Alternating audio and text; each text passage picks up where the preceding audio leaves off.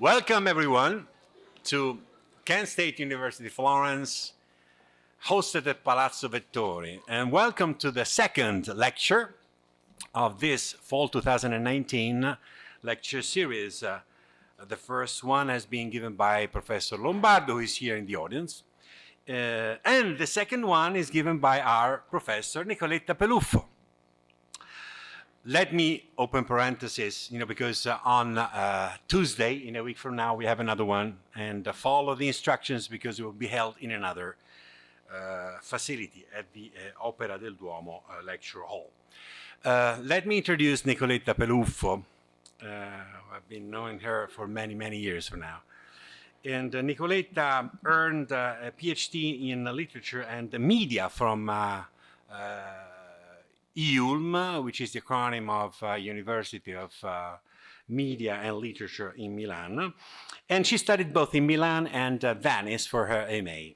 But more than everything is well known to everyone because she teaches here and she coordinates the College of Art and Sciences. And you well know that we have a variety of courses offered here at Kent State University Florence, from biology, from my courses in history, and literature, as well as psychology and English. I've seen here Professor Nicholson as well.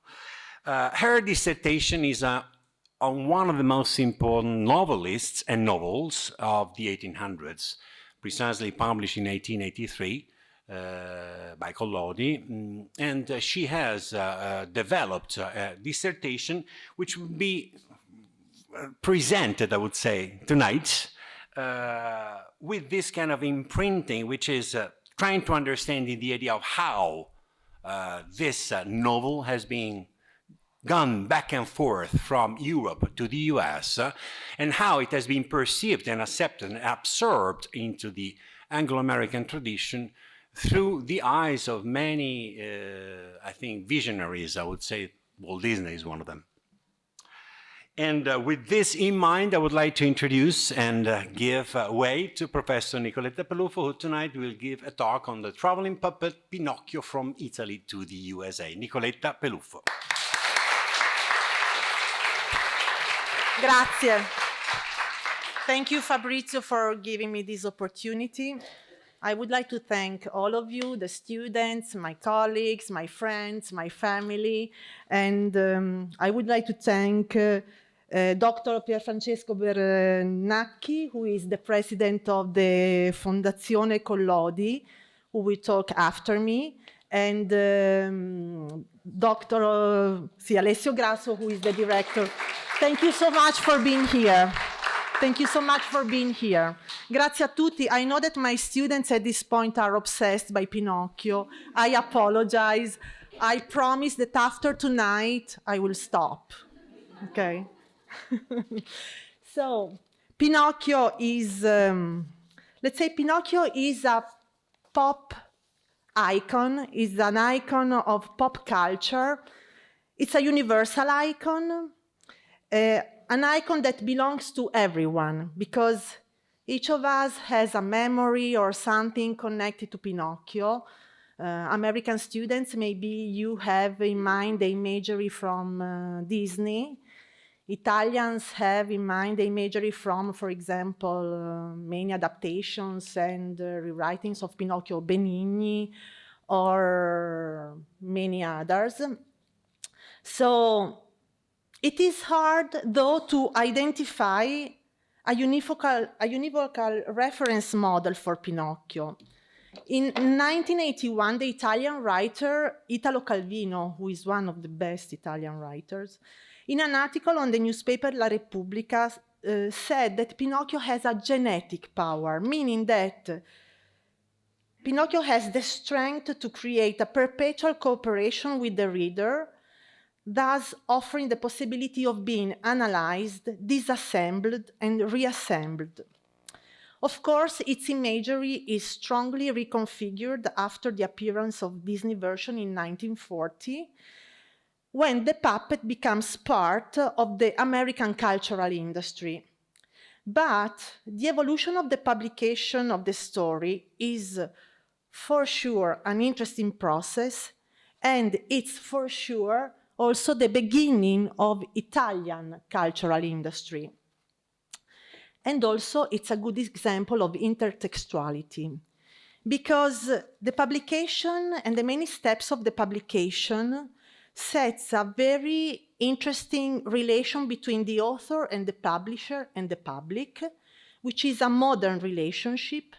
Then there is a strategy which combines pedagogy and entertainment. Then there are multiple sources and genre, like fairy tales, roman feuilleton, Gothic literature, fantasy, Bildungsroman, and many other, because Collodi, whose name is Carlo Lorenzini, and his name is after the town that we have visited. No? We have visited Collodi together in September. Collodi was, before becoming a writer, a novelist, he was a journalist, and he also translated fairy tales. So Pinocchio is the final achievement, and he combines all these narrative lines that Collodi manages very well. And then there is a very strong visual power of the novel that will give birth to many, many kind of imagery. This is a short publishing timeline because the story of Pinocchio begins of the first issue of the Giornale per i Bambini.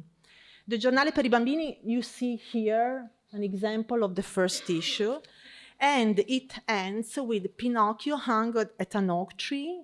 And I know that this is very tragic and very dramatic. And for this reason, maybe, the young readers of the Giornale urge the publisher, Fernando Martini, to continue the story. So Collodi gives birth for the second time to the puppet, and the story is continued on the Giornale, and then it is gathered into the book format by the editors Fratelli Paggi in 1883, The Adventures of Pinocchio, Story of a Puppet, and then simply The Adventures of Pinocchio. So we have transition. This is the 1883 story, the 1883 book format. So you see that there is an image by Enrico Mazzanti, who is a very popular image and a very popular icon for Italian readers. Pinocchio hung at an oak tree, I know. It's tragic, but that's the real ending and first ending of the story. Book format. The title change is interesting because there is the transition from story into adventures, because the original version was ended at a certain point, it was resumed. Now there are 36 chapters, and chapter 15 corresponds to the hanging, and it is considered a sort of caesura, a sort of interruption, because of course this is the original nucleus of the story, no? And this original nucleus is then developed into a different story. That is why the title is not the story anymore, but is the adventures, which gives more opening to the story. The illustrations are important, and also the introduction of a character, which is the blue-haired fairy queen. This character is extremely important because for some scholars, the fairy is Pinocchio's alter ego, and there is a dual power always in these stories, in the story, and the blue-haired fairy queen is responsible for Pinocchio going back to life because he was dead. Now, the story, of course, immediately travels outside Italian borders, and it is translated by Mary Alice Murray in England, in the United Kingdom. It's the story of a puppet, or The Adventures of Pinocchio by Carlo Collodi, as you can see, and it's translated with the illustration by Mazzanti, so the original ones. This kind of translation is very loyal to the source novel. Then we have we could say a lot about loyalty to the source novel when we talk about adaptations, because being loyal to a source novel, it's an interesting perspective that we will maybe analyze a little bit later. This is just a part of the translation when the fairy queen sees Pinocchio hanging by his throat, and striking her hands together, she makes 3 little claps, and then the story, Pinocchio goes back to life again. So, when we talk about translations, adaptations, or any kind of abridgment, we need to frame a little bit adaptation and intertextuality, because we need to see and we need to consider the context of creation, but also the context of reception of a story. Because major shifts in a story's context change radically considering the target culture and the source culture. And also, intertextuality is interesting because, as Linda Hutchon says, an adaptation doesn't fall into a vacuum. There is always a context, and the context frames the adaptation. So the critical context, which can be a cultural, historical, social, and there are many perspectives, no, in order to consider a context. So we need always to keep in mind this when we talk about adaptation, intertextuality, and being loyal to the source novel, which is a thing, which is an argument, an issue which is very, very discussed today, because today adaptations, serialization are very, had a great impact on this idea of adaptation and intertextuality. Here we have Pinocchio's Adventures in Wonderland in 1898, because the edition that we saw before by Mary Ellis was not immediately published in the United States. We need to wait until 1898. Pinocchio appears again in Boston, but his title is changed. It's Pinocchio's Adventures in Wonderland, because this reminds Alice's Adventures in Wonderland, who was published by Lewis Carroll, you know, the popular writer, in 1865. So maybe the public was more ready to accept Adventures in Wonderland. It's translated from the Italian. They don't say who is the author or who is the translator. And it is introduced, there is an introduction by Hezekiah Butterworth. And the introduction is quite interesting because he says that there is the same verisimilitude as in Alice in Wonderland. And also, he talks about German children, okay? So if we think about Disney imagery, and then we will see this after, Germany is something that is very, very interesting. We'll see it after. In 1904, we have the first translation by an American translator, Walter Cramp, Jim Publisher. There are 2 publishing, as you can see, the first one and the second one. Because the first publishing is very more loyal to the original story. Loyal. But when it was ready to be delivered, and it had to be delivered to kids, to children, to school children, it was not approved.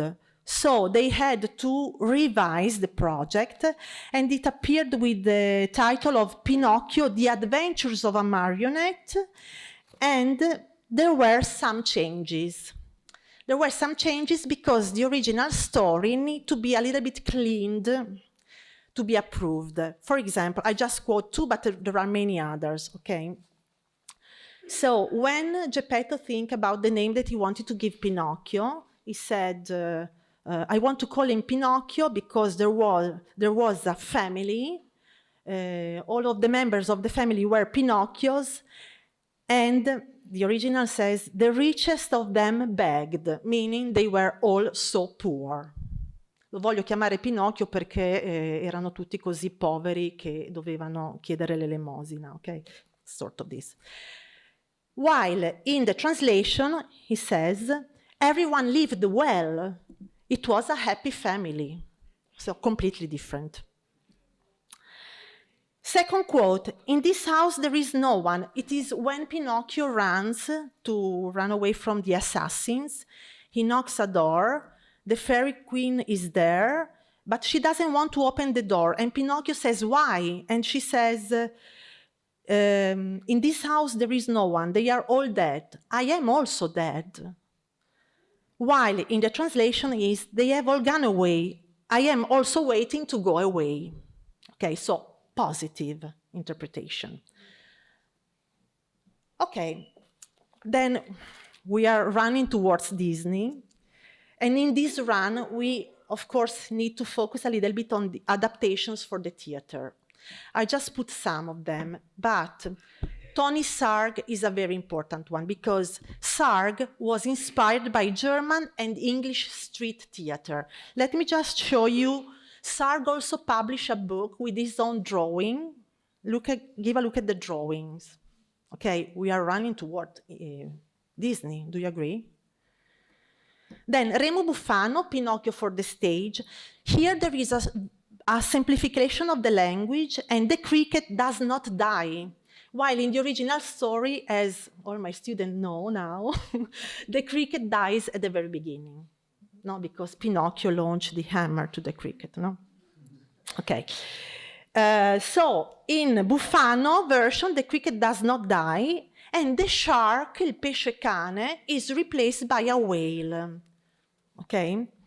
Federal Theatre Project. This is a very interesting part because the Federal Theatre Project was the largest and most ambitious effort by the federal government of the administration of Franklin Delano Roosevelt to provide work for unemployed professionals, in particular unemployed professionals of theater, because they had lost their work after the Great Depression. No?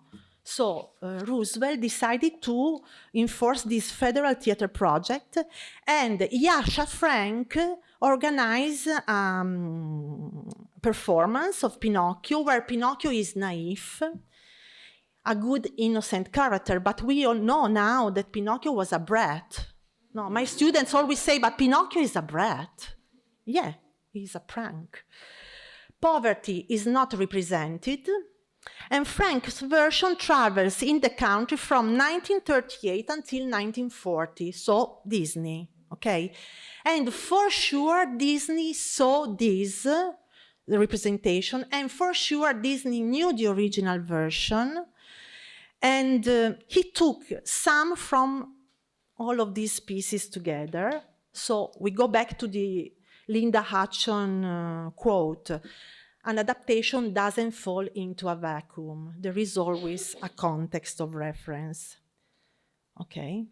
And the context in this case was the Great Depression, approaching World War II, and the publishers who, in this specific situation, decided to adopt a pedagogical strategy of happiness, no? Especially in children's books.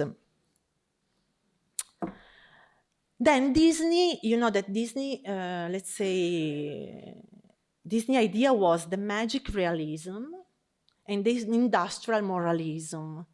And magic realism is something that identifies Disney productions ever from the very beginning.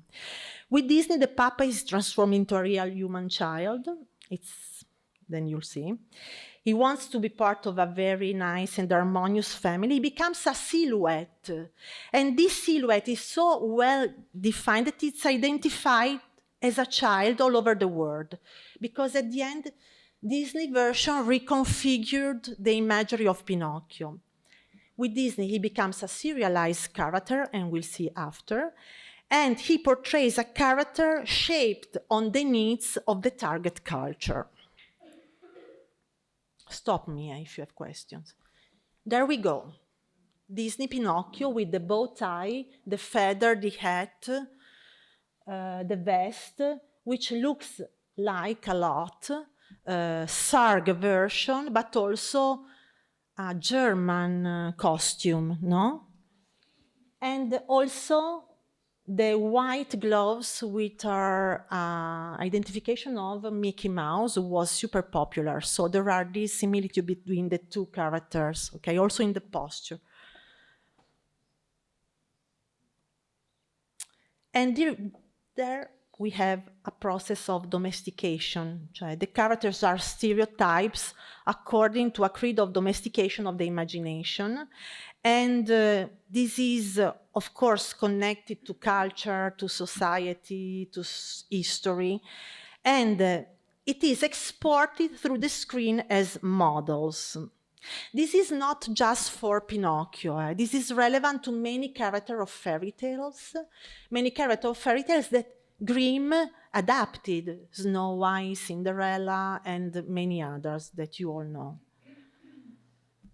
So what happened with Disney is that there was an infantilization of the puppet and an oversimplification of the adult. Cioè, Geppetto in this movie, in this adaptation, is a very simple person, a worker. He works in his house. It's a bright house with a lot of light, with a lot of objects. You don't have the idea of poverty. While if you see Comencini version, which for Italians, I think, together with Benigni maybe, is one of the most popular version and that we have seen together, no? A Comencini version, there is another rendering because here Geppetto is a very old, tired and poor man, and they are so poor that the fireplace is painted on the wall. So it's cold. There is no light. And then after Disney, there is this shift between Disneyfication and Grimmification that we can see, for example, in Shrek, that you all know. Once Upon a Time, which is a very interesting TV series based on fairy tales, and Pinocchio is inserted in a fairy tale world. But he's not German, he is not a Grimm product, he's not an Anderson product. He's something typical Italian, but now he's part of a different kind of consideration. And Grimm, unfortunately, I don't have enough time to talk about Grimm, which is a very interesting TV series, a little bit more sophisticated, but I show some example of the two. Of Once Upon a Time, we have August Pinocchio here, and he becomes of wood in certain situation. We have Marco Geppetto. We have Archie the cricket. As you can see, the cricket is very similar to Disney Jiminy Cricket with the umbrella, okay? In Disney, Jiminy Cricket became the most important character because he tells the story of Pinocchio. And here is the baby Pinocchio, very similar to Disney version. Have you seen Once Upon a Time? Yes, I think so. And Shrek. Let me go! Hey, what about my Miranda rights? You're supposed to say I have the right to remain silent. Nobody said I have the right to remain silent. Donkey, you have the right to remain silent. What you lack is the capacity. I must hold on before I, too, go totally mad. Shrek? Donkey? Too late. Gingy, Pinocchio, get us out of here. Oh! Fire in the hole!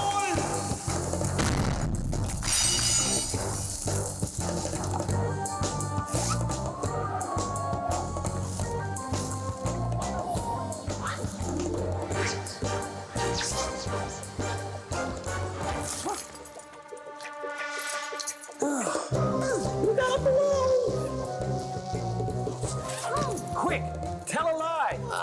What should I say? Anything, but quick. Say something crazy like I'm wearing ladies' underwear.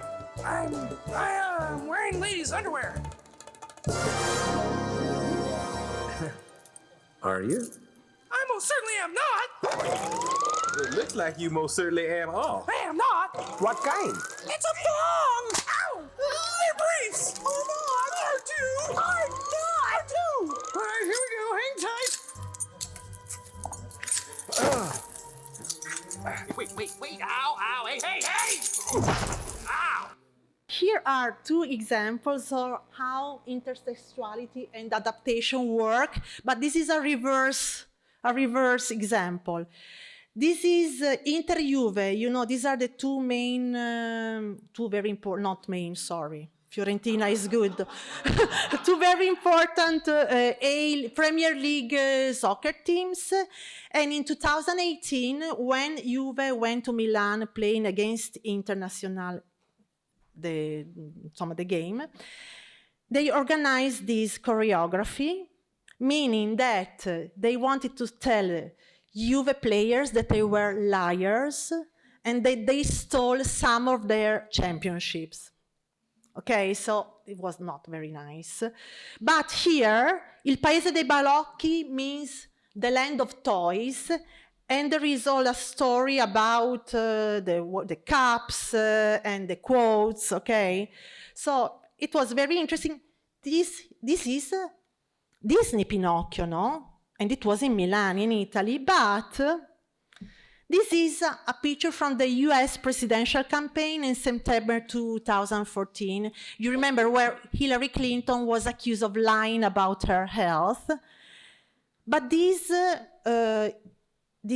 picture looks like more Pinocchio designed by Mazzanti, so the Italian version of Pinocchio. So here is an example of how we are mutually today influenced by Pinocchio's imagery, which is, as I told you, a universal icon, okay?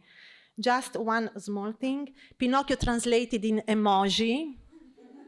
So Pinocchio translated in emoji Italian, and then ourselves in Collodi. So, thank you so much, grazie.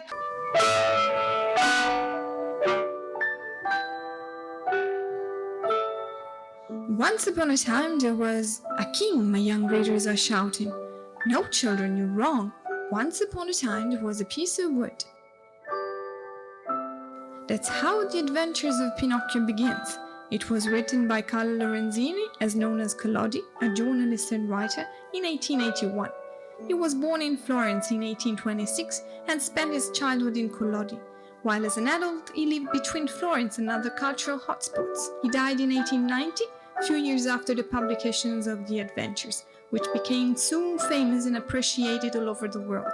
This is the most widely spread non-religious book. People from any country or culture know it and identify themselves with its protagonist. In Collodi, one does find the atmosphere that inspired the author of Pinocchio through the ancient village alleys, as well as in the wonderful Garzoni garden, both familiar places to the young Collodi. That's why here, every day, we celebrate the writer and his beloved character in Pinocchio Park, which was ideated, built, and is run by the National Carlo Collodi Foundation. Emilio Greco, Venturino Venturi, Pietro Gonzaga, Marco Zanuzzi, Giovanni Michelucci, Pietro Puccinai are only some of the main artists and architects who have worked in this park. It is the first place in the world where fairy tale provided inspiration to contemporary art. The Collodi Foundation is a no-profit organization acknowledged by the Italian government. Its goal is to preserve and develop the cultural heritage of Carlo Lorenzini Collodi. Among its achievements and activities, there are the Biblioteca Collodiana Library, which is meant for conservation and research purposes. Research is about Carlo Collodi, the spreading of their results, the promotion of the Pinocchio character in arts, on silver screen, and in music. Nowadays, the foundation deals with any issue Carlo Collodi worked on: school, children's culture, and culture committed to children, communication, arts, where Pinocchio can be a protagonist or an outstanding testimonial. Collodi is the core of the foundation activities. Pinocchio Park is a lively spot that attracts more than 100 people a year, 1 out of 4 coming from abroad. In Collodi, you can also find the foundation head office, the historic Garzoni garden that also hosts the wonderful Collodi Butterfly House, both run by our foundation. Thanks to the work of Collodi Foundation, the link between the place, Pinocchio and its author is made evident. See the tallest wooden Pinocchio in the world, the Carlo Collodi monument, the painted walls. Since Pinocchio is a citizen of the world, the foundation works in Italy and abroad, seeking cooperation with organizations that carry out or support cultural activities. It set on and circulates traveling exhibitions that display the role of Pinocchio in the world culture as well as in the arts. It organizes conventions and publishes books that demonstrate the worldwide influence of Carlo Collodian culture. The foundation work gave such results as the complete edition of works by Carlo Collodi, international projects for education with the support of European Union, the participation in the Italian Pavilion at Expo Shanghai 2010.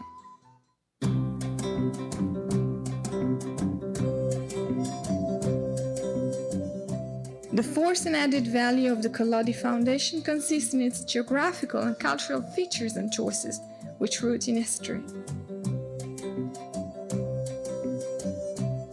We mean to preserve and cultivate our roots, as we wish a longer and longer life, together with Pinocchio, maybe as long as there will be children.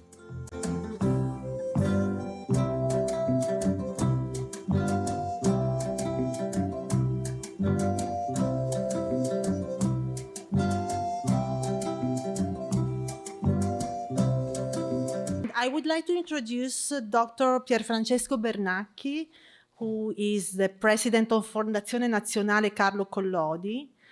Dr. Bernacchi has an MA in political science earned at the University of Florence. He has a very, very long-term experience, and it was so hard to select some information, but he has a great experience in the field of public health and of education. Just think that at the age of 24, he directed the hospital in Pescia, which is the place that we have visited together.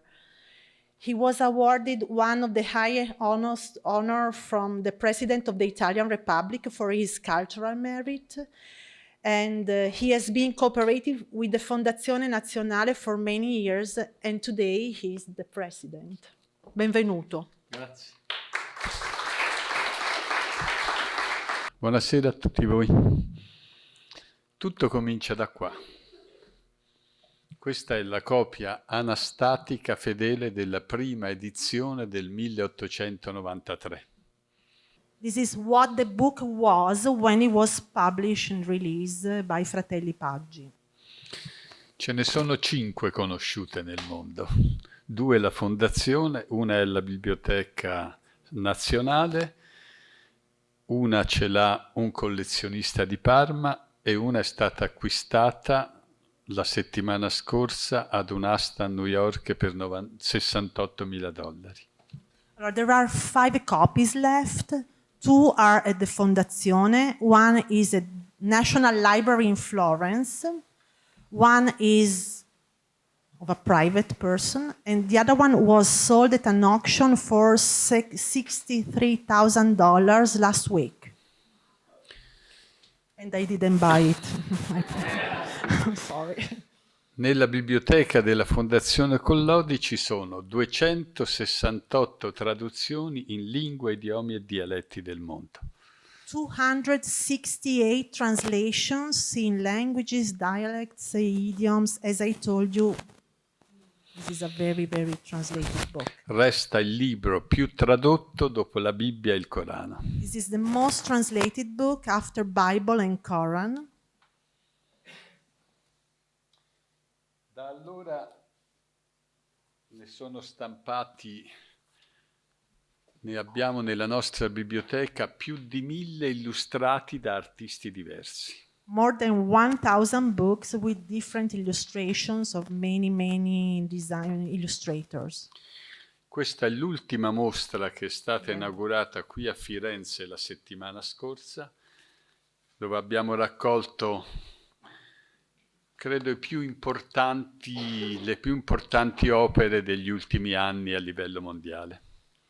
This is the publication of an exhibition that is in Florence right now, Museo Bardini. If you have the opportunity, it's a wonderful museum, and this is the book relevant to that exhibition.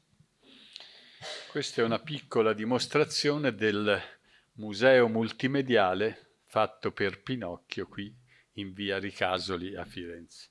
And also we have Museo d'Antocchio that you have visited, Pinocchio and Dante in via Ricasoli in Florence. Sapete ad oggi quanti sono i film fatti su Pinocchio dal 1911, che fu il primo, un film di un noto regista francese, Antamorò, che resta uno dei più belli in assoluto. You know how many movies have been released after 1911? 1911 is the date of the first movie made by the French director Antamorò, black and white, just restored in these latest times. You know how many? Sono esattamente 50. 50. 50. E ce ne sono 4 in lavorazione. With 4 movies that are gonna be released in short. I 4 in lavorazione sono questi. Guillermo di Matteo del Toro, Garrone, del Toro that you told me, Robert e Zemeckis, Zemeckis. Matteo Garrone, who I think is about to be, e Marta Mignucchi. Tutto nasce in una via di Firenze che si chiama Via Taddea, che è qua vicino. And everything was born in a street very close to here, Via Taddea. It's right behind the Central Food Market. Okay, Via Taddea. There is a panel saying that Collodi was there. Non so come la può tradurre, ma lo scrittore la definì una birichinata. Yeah, allora, when he first sent the story to the publisher, he said that it was a joke, a childish thing. He didn't maybe rely a lot on that. E paradossalmente è diventata l'opera più importante della sua vita. And paradoxically, he became the most important work of his life and of Italian literature. Lo scrittore, che si chiamava Lorenzini e prese lo pseudonimo di Collodi, è stato invece un grande giornalista, un grande scrittore, un grande politico, ha fondato 4 giornali, è stato uno dei grandi del Risorgimento italiano. So the writer was a former journalist. He founded 4 magazines, 4 newspapers, and he was a big personality for Italian Risorgimento, because after Renaissance we had resurgence, Risorgimento. Giusto, resurgence.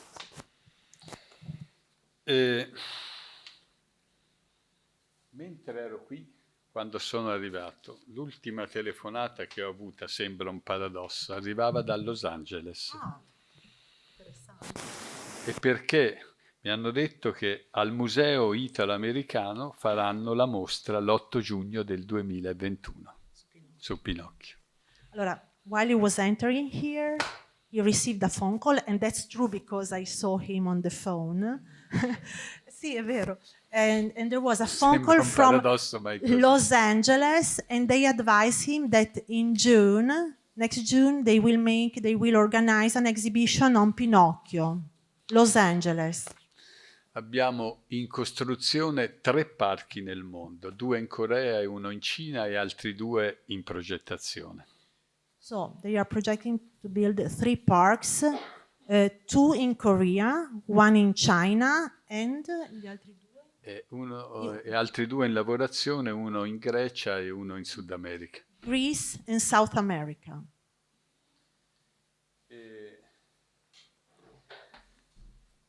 E abbiamo contemporaneamente nel mondo 306 progetti in corso. 306 projects all over the world, all around the world, that are running so far. Appare incredibile, ma da questo libretto è uscita fuori tutta questa energia e questa forza. So this energy, this force stemmed from this booklet. Ho visto che avete raffigurato la signora Clinton. Sì. La Clinton ha avuto negli ultimi anni per noi una presenza molto importante e molto rilevante, non sapete perché. So Hillary Clinton that I represented there, she was a presence, a very relevant presence for them in these latest years. Nel 2014 è stato l'anno della cultura italiana negli Stati Uniti. 2014, it was the year of Italian culture in the United Io States. sono venuto a rappresentare un progetto alla biblioteca di Washington And he was representing a project at Washington DC Library. un progetto fatto dalla Fondazione Collodi e dalla Scala al Teatro La Scala di Milano. So a project organized by Fondazione Collodi and Teatro La Scala in Milan. You know the Teatro La Scala, it's one of the most popular, not only in Italy, all over the world. Si presentavano circa 60 progetti e ne venivano scelti solo 28. 60 projects presented, 28 projects had to be selected. Alla sera precedente avevo parlato a lungo con l'ambasciatore, sapete perché? Perché la possibilità di utilizzare commercialmente Pinocchio nel mondo era solo della Walt Disney, solo ed So the esclusivamente. night before he had a long discussion with the ambassador because the possibility of exploiting for a commercial purpose Pinocchio was just of Disney Company. La Disney Company, quando sono scaduti 60 anni, come si dice, di 60 anni per l'utilizzo del libro, si è presa come propria 6 categorie commerciali. Allora, Disney Company, after 60 years of property of the book rights, copyright, she kept 6 categories, 6 commercial categories. La Fondazione Collodi negli anni ha depositato per 6 volte i propri marchi e la Disney si è sempre opposta e ha sempre vinto in tribunale. La Disney. So Fondazione Collodi tried to obtain the trademark, but Disney always opposed and they always won, of course. Avevo concordato con l'ambasciatore di rappresentare questa cosa alla Clinton, che sapevamo sarebbe venuta alla presentazione. So the night that I told you, he was talking with the ambassador in order to present Hillary Clinton this situation, this problem. Il problema è che quando la Clinton è arrivata io sono stato chiamato a presentare il progetto. So when Hillary arrived, he was called to present the project, so he could not meet her. Ho fatto cenno all'ambasciatore comunque di parlarci. So he asked the ambassador to talk with Hillary. Io ho visto dal palco che la signora Clinton si è preso un telefonino, ha fatto così, è andata a telefonare, non si sa chi. So he saw that Mrs. Clinton took a phone and get out talking with someone. Poi se n'è andata. Then she left. Quando sono tornato ho chiesto all'ambasciatore, dico, ma allora com'è andata? Ah, dice, mi ha detto solo che la settimana prossima sarai chiamata a Parigi. Oh, so the ambassador told him, "You'll see that next week you are gonna go to Paris." E ho capito che la telefonata era per noi, perché l'ufficio marchi della Walt Disney è a Parigi, in Rue de l'Opéra numero 28, che ho finita la strada. So she called the company in Paris, and the phone call was for the Fondazione in order to obtain this property. Sono tornato in Italia, la settimana dopo mi hanno chiamato da Parigi, sono andato a Parigi, ve la faccio breve, abbiamo registrato 6 marchi nel mondo. So after that phone call, he went to Paris and they registered the 6 brands in the world. Grazie alla signora Hillary Thanks Clinton. to Mrs. Clinton, thanks to Hillary. Thank you so much for being with us. Thank you, really. I really appreciate it. I was wondering what kind of relationship you have between Pinocchio and the evolution of the Italian language. So, I mean, that's 1821 is the first edition of Betrothed by Alessandro Manzoni, who went back to Florence and wrote another edition in Tuscan language, mostly Florentine, 1840. And then we have the decision by the main scholars, intellectuals, professors at the time, mostly when Alessandro Manzoni became Minister of Education in 1865, to spread the country within the Italian language. What kind of contribution Pinocchio has given to the Italian language? That's the question. Allora, a big contribution, because Collodi, before writing Pinocchio, he wrote many grammars and many books for the Italian language, Giannettino and many other things. So he wrote a lot for the school system, and Pinocchio impacted a lot on the language, really a lot. There is an edition by Ferdinando Tempesti who talks about this, cioè in Tempesti edition every note, every quote is a critical review on the language, and that's very interesting. Yes, so a big impact, un grande impatto. I was wondering what the initial critical and general audience reaction was when it was first published in 1883. I asked because the ending of the original story, Pinocchio was hanged, of course. So because of that ending, was the original printing more for a children's story, or was it for a more mature audience? That's a very good question, and we should say a lot about this, because Pinocchio is sometimes, and I want to say mistakenly, because it's not a mistake, but it's mistakenly considered just a book for children. Why it is not? There is a lot of content which is also related to adulthood. And so the impact, of course, of the book was great, also after the book format publication. So let's say that since its publication, Pinocchio has always traveled a lot. What was not very well received was Disney adaptation at the very beginning. Disney made a really huge effort in the movie, spent a lot of time, a lot of money, a lot of time, and a lot of technology. There was the use of multi-plane camera for the first time ever. The scenes in the sea, when Pinocchio walks in the sea, that's a very advanced technology. But then after the years, also Disney received credit for his work. But at the very beginning, the book and the movie was not very well received, while the book has always traveled. Because it's a children's book, it's always hard to say what Pinocchio is. It's a fairy tale? No. It's a novel? It's a Bildungsroman? Yes. It's everything. It's everything of this. So sì. The answer is sì. Grazie. I enjoyed very much Pinocchio when I was a child, having it read by my dad. At least 3 or 4 times. When I read it as an adult, I found it extremely tiresome because of every page there is this very moralistic paragraph in which they say, and the good boys will behave like that, and the bad boys will end up badly in their life. And then, until I found it was very hard to get to the end. And I was wondering if thinking about the Comencini version, sì. I mean, they took out that moralistic part, and Pinocchio there becomes much more of a kind of rebel, which is there, but let's say so the perception changes quite a lot along, and this is part of the magic of the book. I just wanted to share that and ask you if Disney come out more agreed, if you want, to that moralistic side. Yeah, sure.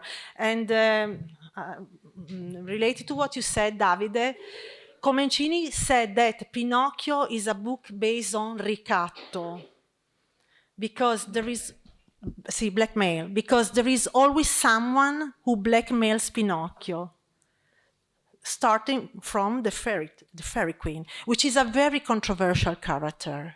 For some scholar, she's not a very positive character. And I also want to add this. For some scholar, the real story of Pinocchio is chapter 1 until 15, hang. After that, some scholars think that this is not Pinocchio anymore, and the happy ending is not the real, let's say, intention of the author. Nicoletta, I wanted to ask you something about, because I was thinking about Pinocchio not as a fairy tale or as a kind of narrative, multi-textual narrative, but in terms of,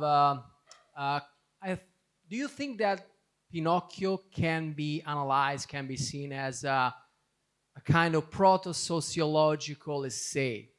Yeah. Because I mean, it was written in a moment in which in Italy, this field, the sociological field was not, I mean, sociology was not a proper field, was not academically speaking, but in general, sociology didn't exist.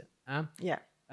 So I found, personally, I found Pinocchio as one of the best examples of narration or sociological narration of a specific reality, because you talked about blackmailing, you talk about this kind of moral aspects of the Italian society of the second half of the 19th century. So what do you think about it? No, I totally agree with you, and there is also a sociological inquiry, a sociological review of the book.